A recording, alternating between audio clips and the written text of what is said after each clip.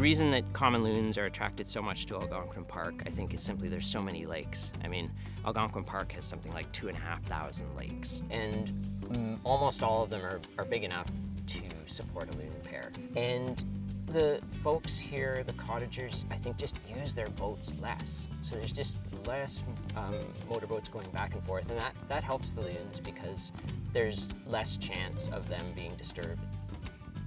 Your perfect common loon lake is one that has lots of points or peninsulas, islands for nesting in. They really like islands.